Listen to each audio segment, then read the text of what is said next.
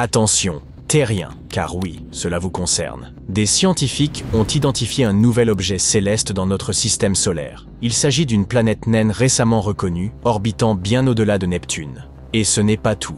Bien que modeste, cet astre, nommé 2017 OF201, un nom peu engageant, j'en conviens, pourrait livrer des indices cruciaux sur l'existence présumée de la mystérieuse planète 9. Ou plutôt, cette découverte pourrait anéantir nos espoirs. Car au lieu de nous rapprocher de la planète 9, elle pourrait en réalité démontrer que cette planète n'a jamais été autre chose qu'hypothétique. Mais avant d'en juger, que sont exactement les planètes naines? Et en quoi cette découverte se révèle-t-elle déterminante? Au début des années 2000, les progrès technologiques ont permis aux astronomes de repérer des objets célestes plus petits et plus atypiques. Tout a commencé avec Eris, en 2003. Mais l'identification d'autres corps semblables a alors conduit Pluton à être déchu de son statut de planète à part entière. Pour mériter le nom de planète, un astre doit remplir 3 critères. Il doit orbiter autour du Soleil, et non autour d'une planète, comme le ferait un satellite.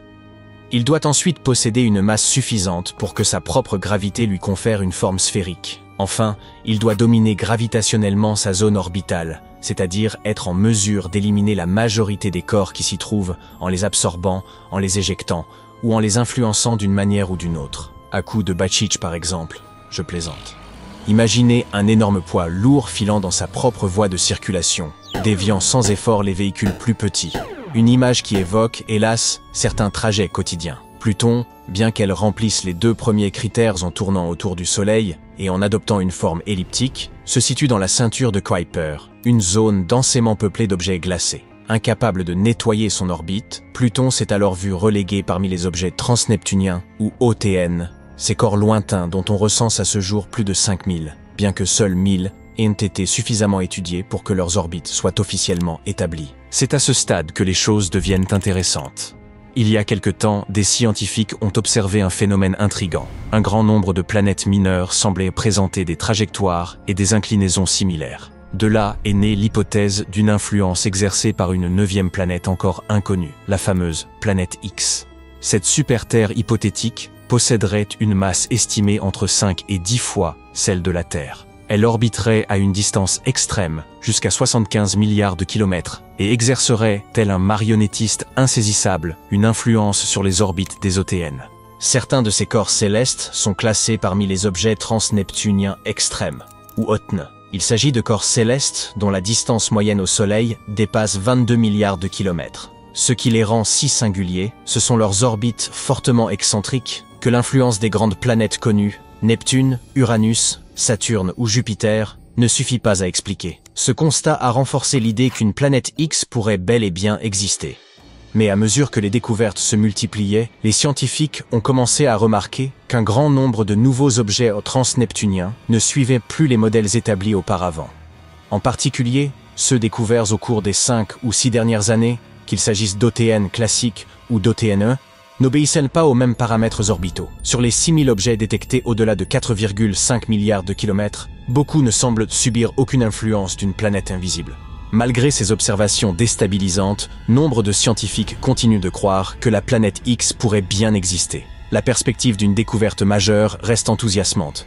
Mais ce n'est pas là son seul attrait. Un tel astre, s'il existe, pourrait jouer un rôle protecteur en détournant des astéroïdes provenant des confins de l'espace. Il pourrait également éclairer les raisons pour lesquelles notre système stellaire diffère autant des nombreux autres observés dans la galaxie, où dominent les super-Terres et les mini-Neptunes. Peut-être révélerait-il des clés sur la formation du système solaire, sa dynamique et ses mystères enfouis. Découvrir la planète 9 changerait notre vision de l'ensemble du système. Toutefois, la découverte de 2017 OF201, un nom peu commode, que nous simplifierons en l'appelant OFI, pourrait bien remettre en cause l'ensemble de la théorie entourant la planète 9.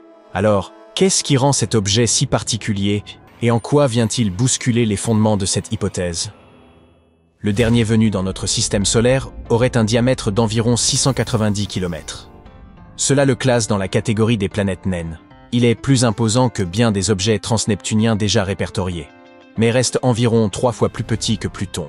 Ce qui frappe le plus, c'est l'extrême allongement de son orbite autour du Soleil, qu'il met plus de 25 000 ans à parcourir dans son intégralité. Son orbite l'emmène jusqu'à seulement 6,7 milliards de kilomètres du Soleil, une distance comparable à celle de Pluton. Mais elle s'étire ensuite jusqu'à 239 milliards de kilomètres. Cela signifie qu'il franchit largement la ceinture de Kuiper et atteint les abords internes du nuage de Oort. Cette trajectoire n'est pas seulement très longue, elle est aussi d'une excentricité remarquable, dessinant une ellipse fortement allongée. Cela le rattache à un groupe très rare d'objets, qui s'aventurent aux confins du système solaire. S'il existe des corps célestes ayant des périodes orbitales plus longues, comme certaines comètes issues du nuage de Oort, ils sont bien plus petits que cette planète naine récemment identifiée. Malgré sa taille relativement importante pour un objet aussi lointain, Ophi demeure presque invisible. Il passe la majeure partie de son orbite dissimulée, bien trop éloigné et trop peu lumineux pour être détecté par les instruments actuels. Selon les estimations des astronomes, il ne serait observable que pendant environ 1% de son cycle de 25 000 ans. D'ailleurs, il est passé au plus près du Soleil en 1930, l'année même où Pluton fut découverte, sans que personne ne le remarque. Il n'a donc pas été repéré à l'époque, et sa découverte ne s'est produite qu'en mai 2025, complètement par hasard. En analysant des archives issues de télescopes accessibles au public, des chercheurs ont réussi à reconstituer sa position à partir de 19 clichés distincts, pris sur une période de 7 années. Un admirable travail d'enquête. Que signifie tout cela pour la fameuse planète X? Les clichés d'archives indiquent que l'orbite d'Ophi ne correspond à aucun des regroupements orbitaux invoqués jusqu'ici pour appuyer l'hypothèse de la planète 9. Il ne fait pas partie du groupe des autres OTNE. Plus frappant encore, si une planète invisible exerçait vraiment une attraction sur des objets distants, Ophi aurait été expulsée du système solaire depuis des millions d'années. Si la planète 9 se trouvait là où on l'avait supposé et possédait la masse prédite, l'orbite actuelle d'Ophi ne serait pas viable. Elle aurait été perturbée, voire anéantie, en moins de 100 millions d'années. Pourtant, son orbite semble parfaitement stable, ce qui suggère qu'elle perdure depuis bien plus longtemps. Mais attendez, objecterez-vous, si cette orbite étrange n'est pas due à une planète géante dissimulée, qu'est-ce qui pourrait l'expliquer? L'espace regorge de phénomènes imprévus, et la gravité ne se limite pas aux planètes. Une hypothèse avance que les marées galactiques, ces forces lentes exercées par notre galaxie elle-même, auraient peu à peu étiré l'orbite. De la même manière que la Lune influence les marées terrestres, la Voie lactée tire doucement sur tout ce qui gravite dans le système solaire. Et lorsqu'un objet est aussi lointain qu'Ophi, cette force minime suffit à infléchir son trajet au fil de millions d'années. Une autre piste envisage le passage ancien d'une étoile à proximité de notre système solaire, en particulier lors de sa formation. À l'époque où le Soleil n'était qu'une étoile parmi d'autres dans un amas naissant, l'une de ses voisines aurait pu s'approcher suffisamment pour altérer la trajectoire de certains objets distants. Un tel survol pourrait très bien avoir propulsé un corps glacé dans une orbite étirée et fortement inclinée. Une troisième hypothèse évoque des orbites héritées du chaos primitif du système solaire. Lorsque les planètes et les débris étaient banqués et projetés en tous sens, certains objets auraient donc pu être piégés dans des orbites stables, mais extrêmes, comme celle qu'occupe aujourd'hui Ophi.